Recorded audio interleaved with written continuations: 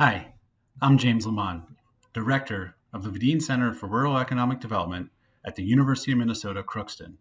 I would like to welcome you to part 13 of our supply chain series in response to COVID-19.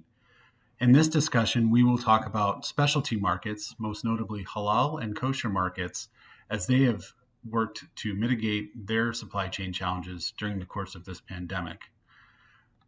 Halal and kosher markets have very unique requirements. Religious leaders need to be present. There are a variety of certification measures that must be met in terms of the way animals are slaughtered as well as packaged.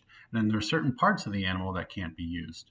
As a result, this certification requirement, as well as the added constraints associated with the supply chain series that we've had over the last 13 lessons, have led to extremely difficult issues for some communities, most notably our Jewish and Muslim communities.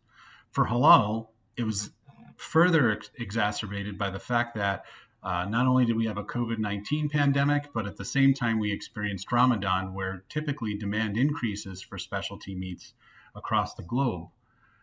Given the supply chain shortages, the inability to meet certification standards because of what was happening in certain facilities in terms of outbreaks, we saw that there was a major decline in the ability to meet demand.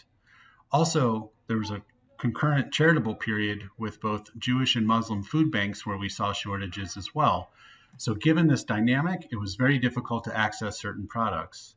For the Jewish community within kosher, like halal, social distancing and quarantining at plants created supply chain shortages. In addition to that, poultry shortages exacerbated food access challenges. So for, as meat and chicken and other poultry products were becoming unavailable, they couldn't necessarily go to other sources such as pork.